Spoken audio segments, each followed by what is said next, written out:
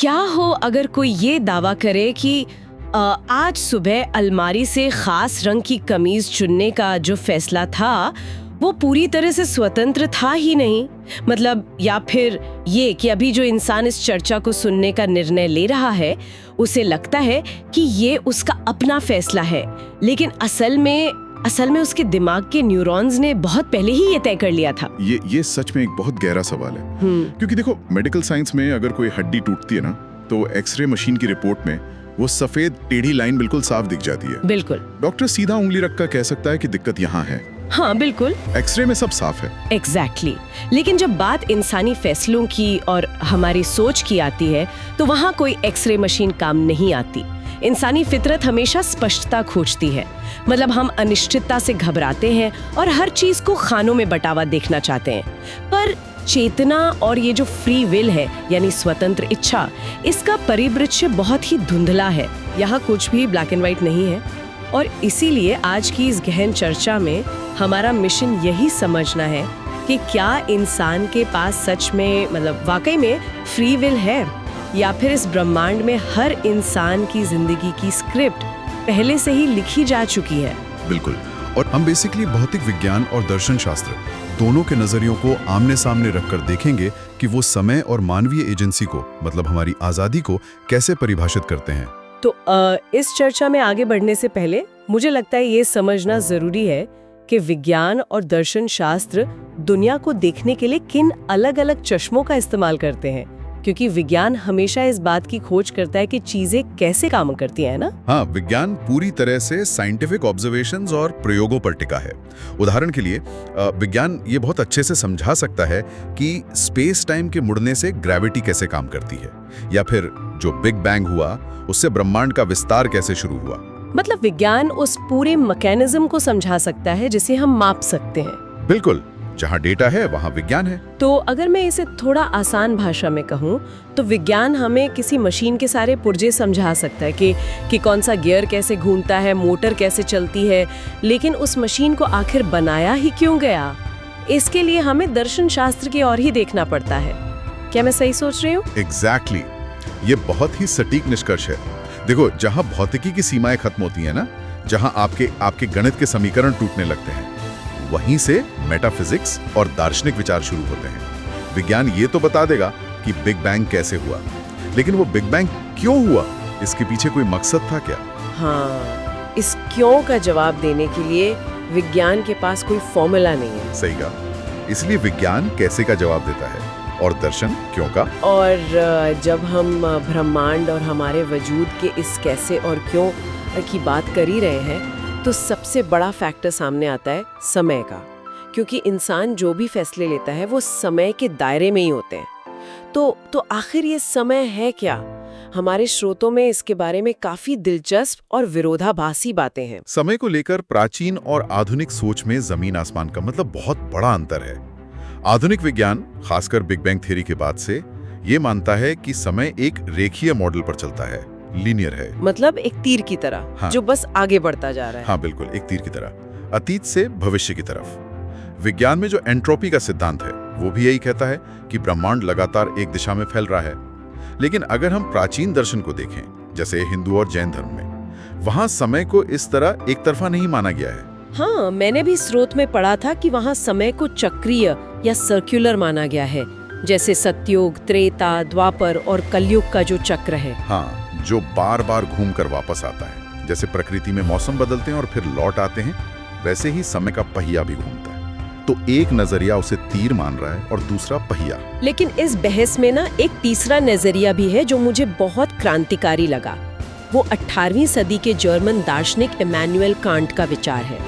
Can't का कहना था कि स्पेस और टाइम बाहर ब्रह्मांड में मौजूद ही नहीं है। हाँ, ये बहुत ही माइंड बेंडिंग कॉन्सेप्ट है। उनके अनुसार ये इंसान के अंदर है। मतलब वो कहते हैं कि समय और स्थान उन चश्मों की तरह हैं जिन्हें इंसान की आंखों से कभी उतारा ही नहीं जा सकता। हम दुनिया को केवल इन्हीं चश्मों के फिल्टर से समझ सकते हैं। तो अगर मैं एक एनालॉजी दूं, समय कोई बहती हुई नदी नहीं है जिसमें हम तैर रहे हैं, बल्कि ये एक परमानेंट वर्चुअल रियलिटी या वीआर हेडसेट है जो सबने जन्म से पहना हुआ है। हाँ, ये तुलना काफी हद तक सही है।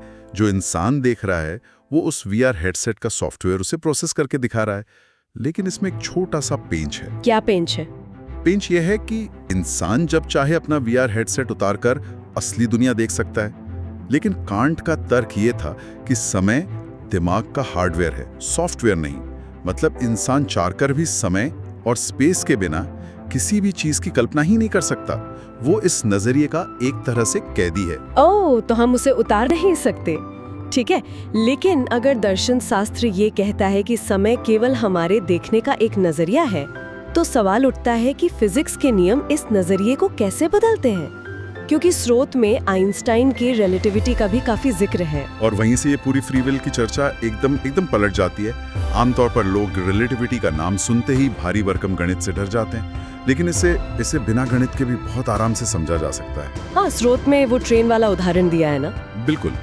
आइंस्टाइन की थ्योरी का सबसे बुनियादी नियम ये है कि प्रकाश की गति यानी स्पीड ऑफ लाइट हमेशा स्थिर रहती है। चाहे देखने वाला खड़ा हो या चल रहा हो, प्रकाश की गति उसके लिए कभी नहीं बदलती। अब प्रकृति के इस नियम को कायम रखने के लिए ब्रह्मांड को कुछ तो बदलना पड़ेगा ना। हाँ, तो वो समय को बदल देता है, जिसे टाइम डायलेशन कहते हैं। एग्जैक्टली। अब वो ट्रेन वाला उदाहरण लेते हैं। मान लो एक चलती हुई ट्रेन के ठीक बीच में एक व्यक्ति खड़ा है। वो छत पर लगे शीशे पर एक लेजर लाइट मारता है। अब उस व्यक्ति के लिए जो ट्रेन के अंदर है, लाइट सीधा ऊपर गई और नीचे आई, एकदम सीधी रेखा। हाँ, वो तो उसके लिए सीधी ही होगी। लेकिन अगर कोई दूसरा व्यक्ति प्लेटफॉर्म पर खड़ा होकर उस ट्रेन को गुजरते हुए देख रहा है, तो उसके लिए तस्वीर बिल्कुल अलग होगी। क्योंकि जब तक लाइट ऊपर जाकर नीचे आती है, तब तक ट्रेन तो आगे बढ़ चुकी है। तो बाहर वाले व्यक्ति के लिए लाइट ने एक सीधी नहीं, बल्कि एक तिरछी लंबी त्रिकोणीय दूरी तय की। हाँ, ट्रायंगुलर रास्ता। अब यहाँ सबसे बड़ा पेंच फंसता है। प्रकाश की गति तो दोनों के लिए एक समान होनी चाहिए, राइट? हाँ, वो तो प्रकृति का नियम है। तो अगर बाहर वाले व्यक्ति के लिए लाइट ने ज्यादा लंबी दूरी तय की है और स्पीड एक समान ही रखनी है, तो गणित के हिसाब से समय को बदलना पड़ेगा। स्पीड बराबर डिस्टेंस अपॉन टाइम। हाँ, गति बराबर दूरी बटा समय। अगर दूरी बढ़ गई और गति वही रखनी है, तो समय की वैल्यू बढ़नी चाहिए। मतलब बाहर वाले व्यक्ति के नजरिए से ट्रेन के अंदर का समय धीमा हो जाना चाहिए। मतलब बाहर वाले के लिए अंदर वाले का समय स्लो मोशन में चल रहा है। प्रकृति अपना प्रकाश का नियम नहीं तोड़ सकती, इसलिए वो समय के साथ समझौता कर लेती है। बिल्कुल, समय लचीला है। और यहीं से हम एक और बहुत अजीब कॉन्सेप्ट की तरफ बढ़ते हैं, एंड्रोमेडा पैराडॉक्स, जो ये साबित करता है कि सिर्फ समय ही धीमा नहीं होता, बल्कि हमारा जो वर्तमान है यानी आज, उसकी परिभाषा ही बदल जाती है। ये एंड्रोमेडा पैराडॉक्स मुझे हमेशा थोड़ा कंफ्यूज करता है। एक गैलेक्सी जो हमसे 25 लाख प्रकाश वर्ष दूर है, वो हमारे आज को कैसे बदल सकती है? मैं समझाता हूँ। चूंकि अलग अलग गति से चलने वालों के लिए समय अलग अलग रेट से बीतता है, इसका मतलब है कि वर्तमान या नाउ की कोई एक यूनिवर्सल परिभाषा तो है नहीं। ठीक है। मान लीजिए एंड्रोमेडा गैलेक्सी में कोई एलियन आराम से बैठा है। उस वक्त उसका आज और पृथ्वी पर मौजूद इंसान का आज एक ही प्लेन पर है, एक ही लाइन में है। लेकिन अगर वो एलियन उठकर पृथ्वी की दिशा में बस चलना शुरू कर दे, हल्की सी भी गति, तो सापेक्षता के कारण उसका वर्तमान का जो प्लेन है वो थोड़ा सा झुक जाता है। अच्छा। और 25 लाख प्रकाश वर्ष की उस भारी दूरी पर यह हल्का सा झुकाव पृथ्वी पर हफ्तों या महीनों का अंतर पैदा कर देता है। यानी अगर वो हमारी तरफ चल रहा है तो उसका वर्तमान खिसक के हमारे भविष्य में चला जाता है, और अगर वो उल्टी दिशा में चले तो उसका वर्तमान हमारे अतीत में चला जाएगा। ये तो सच में होश उड़ा देने वाला विचार है। मतलब अगर मेरा कल किसी और के लिए आज है, तो इसका मतलब है कि वो कल पहले से ही कहीं ना कहीं मौजूद है। एग्जैक्टली। ऐसा नहीं है कि भविष्य अभी बन रहा है। यहीं से ब्लॉक यूनिवर्स थ्योरी सामने आती है। इसका सीधा सा मतलब ये है कि अतीत, वर्तमान और भविष्य सब कुछ एक विशाल 4D स्पेस टाइम फैब्रिक पर एक साथ मौजूद है। जैसे किसी डीवीडी में पूरी फिल्म पहले से ही दर्ज होती है, कोई सीन नया नहीं बन रहा, बस देखने वाला फिल्म में आगे बढ़ रहा है। बिल्कुल सही। डीवीडी वाली एनालॉजी एकदम परफेक्ट है। लेकिन अगर ये सच है, मतलब अगर भविष्य किसी और गैलेक्सी के नजरिए से पहले ही लिखा जा चुका है, तो फिर एक बहुत गहरा सवाल उठता है। इंसान रोज सुबह उठकर मेहनत क्यों करे? जो फैसले इंसान को लगता है कि वो खुद ले रहा है, क्या वो वाकई उसके अपने हैं? ये तो पूरी ह्यूमन एजेंसी को खत्म कर देता है ना। हाँ, और ये एक बहुत ही जायज चिंता है। दर्शन शास्त्र में फ्री विल को मुख्य रूप से 3 चीजों से चुनौती मिलती है: ईश्वर, प्रकृति और कॉजेशन, यानी कार्य कारण का नियम। अब ईश्वर और प्रकृति तो है ही, लेकिन सबसे बड़ी चुनौती कॉजेशन है। हर घटना के पीछे एक कारण होता है। हाँ, इसे हम उस हरी कमीज वाले उदाहरण से बहुत गहराई से समझ सकते हैं। मान लीजिए किसी इंसान ने अलमारी खोली और उसे लगा कि उसने पूरी तरह अपनी मर्जी से एक हरी शर्ट पहन ली। हाँ, उसे महसूस हो रहा है कि वो खुद इस फैसले का मालिक है। लेकिन मनोवैज्ञानिक और न्यूरोलॉजिकल दृष्टिकोण से वो फैसला किसी शून्य में नहीं लिया गया। अगर हम उस इंसान की बहुत गहराई से स्टडी करें तो पता चलेगा कि अवचेतन मन में कोई ट्रिगर था। शायद हरे रंग को देखकर दिमाग में कोई खास न्यूरोट्रांसमीटर रिलीज होता है जो उसे शांति देता है। या हो सकता है कि बचपन की कोई याद उस रंग से जुड़ी हो। बिल्कुल। या कल उसने किसी को वैसी ही शर्ट पहने देखा हो। अगर विज्ञान इन सारे कारणों को मैप कर लेना तो उस इंसान के शर्ट चुनने से बहुत पहले ही ये प्रेडिक्ट किया जा सकता था कि वो वही हरी शर्ट चुनेगा। मतलब जो मेरा मन किया वाली फीलिंग है वो असल में सिर्फ ब्रेन का एक बायोलॉजिकल केमिकल रिएक्शन है और कॉजेशन की इसी नियम का मतलब आज की डिजिटल दुनिया में बहुत बड़े स्तर पे इस्तेमाल हो रहा है। स्रोत में सोशल मीडिया एल्गोरिदम्स और राजनीतिक पार्टियों का भी जिक्र है। हाँ, और यहाँ ये स्पष्ट करना बहुत जरूरी है कि विज्ञान किसी भी राजनीतिक विचारधारा का समर्थन या विरोध नहीं करता, चाहे वो अमेरिका के रिपब्लिकन और डेमोक्रेट्स हों या दुनिया की कोई भी पार्टी। स्रोत इन सब का जिक्र केवल एक मनोवैज्ञानिक मैनिपुलेशन के तटस्थ उदाहरण के रूप में करता है। बिल्कुल, ये सिर्फ एल्गोरिदम समझने के लिए है। हाँ, तो सोशल मीडिया एल्गोरिदम्स इस तरह से डिजाइन किए जाते हैं कि वो इंसान की पुरानी पसंद, नापसंद और डर का पूरा डेटा जमा करते हैं। फिर वो लगातार ऐसी जानकारी फीड करते हैं जो धीरे धीरे इंसान का नजरिया बदल देती है। और सबसे डरावनी बात ये है कि इंसान को इसकी भनक तक नहीं लगती। जब वो वोट देने जाता है तो उसे पूरी तरह से लगता है कि ये उसकी अपनी फ्री विल है, लेकिन असल में उसका माइंडसेट तो महीनों से एक एल्गोरिदम तैयार कर रहा था। इसे दर्शन शास्त्र में कंपैटिबिलिज्म कहते हैं। मतलब ब्रह्मांड भले ही पूर्व निर्धारित हो, डिटर्मिनिस्टिक हो, लेकिन इंसान के भीतर फैसले लेने का जो अनुभव है, जो फीलिंग है, वो उसे वास्तविक महसूस होती है। वो वीडियो गेम वाली एनालॉजी जो स्रोत में है ना, वो इसे बहुत अच्छे से समझाती है। जब कोई इंसान वीडियो गेम खेलता है तो सोचो अगर उस गेम के कैरेक्टर के अंदर चेतना आ जाए, उसे लगेगा कि वो अपनी मर्जी से गोलियां चला रहा है, कूद रहा है, जबकि असल में बाहर बैठा कोई और इंसान बटन दबा रहा है और गेम में जो दुश्मन आ रहे हैं वो तो बस प्रोग्रामिंग है। तो शायद इंसान भी उसी वीडियो गेम के कैरेक्टर की तरह एक भारी प्रोग्रामिंग का हिस्सा है। और न्यूरोसाइंस तो इस बात की, इस भयानक सच्चाई की पुष्टि करता हुआ लगता है। स्रोत में सैम हैरिस के उस फेमस EEG प्रयोग का जिक्र है। ओहो, वो EEG प्रयोग तो हमारी स्वतंत्र इच्छा की जड़ें हिला देता है। जब कोई इंसान अपना हाथ उठाने का निर्णय लेता है तो उसे क्या लगता है कि पहले उसके चेतन मन ने, कॉन्शियस माइंड ने सोचा और फिर हाथ उठा? हाँ, यही तो लॉजिकल लगता है। लेकिन जब वैज्ञानिकों ने ब्रेन स्कैन्स को मिलीसेकंड के स्तर पर मापा तो कहानी बिल्कुल उल्टी निकली।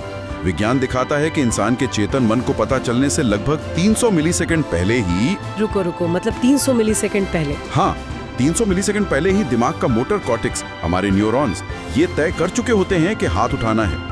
न्यूरल एक्टिविटी पहले होती है और चेतना बाद में आती है। अरे बाप रे! मतलब दिमाग फैसला ले चुका है और उसके कुछ मिलीसेकंड बाद वो फैसला एक विचार के रूप में इंसान की चेतना में उभरता है और इंसान को भ्रम होता है कि अरे, मैंने ये फैसला अभी लिया।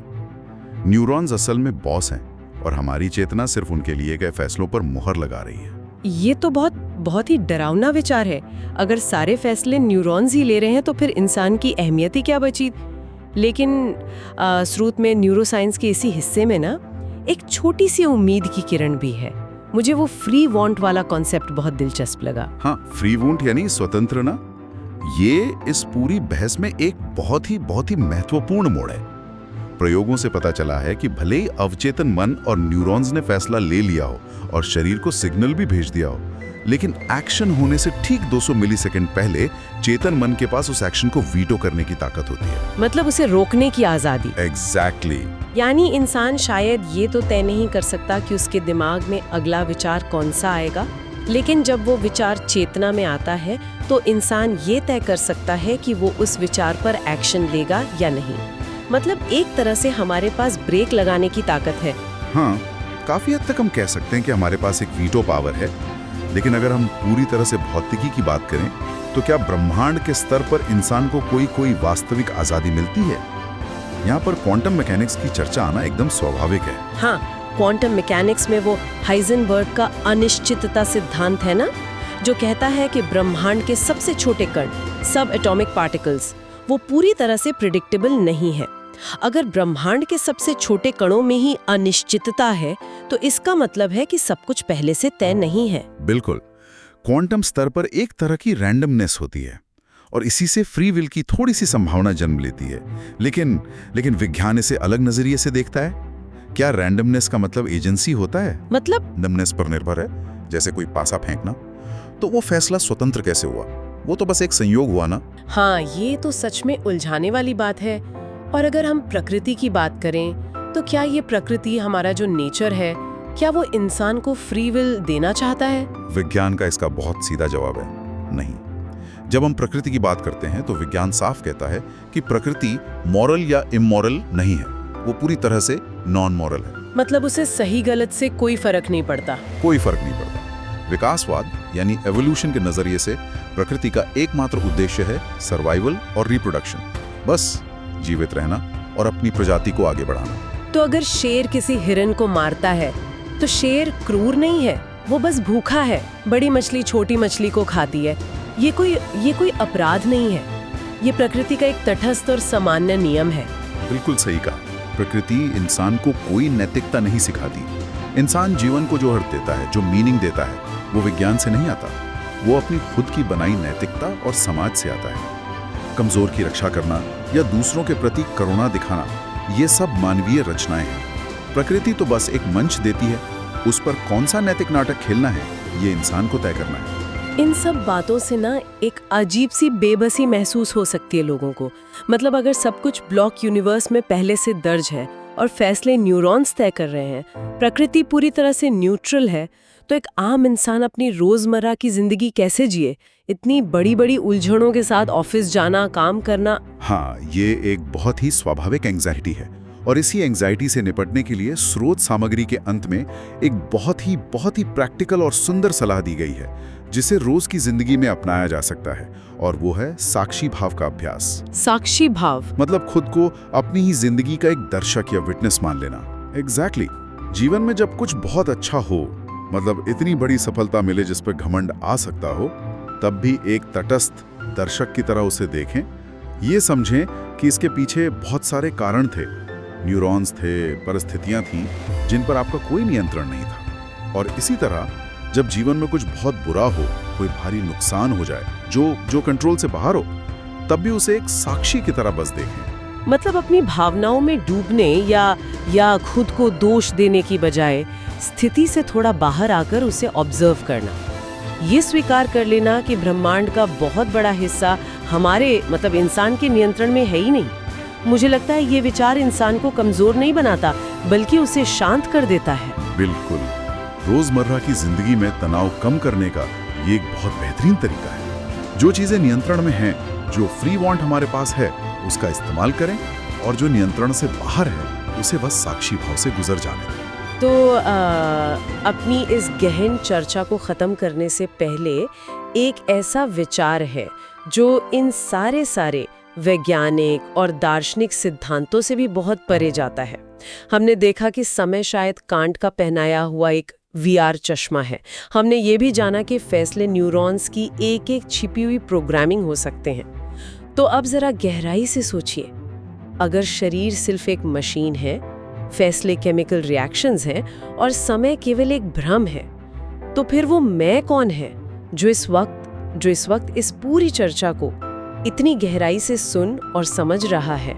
क्या वो मैं भी बस न्यूरॉन्स द्वारा पैदा किया गया एक भ्रम है, या फिर इस बदलते हुए ब्रह्मांड में वही एकमात्र स्थिर सत्य है?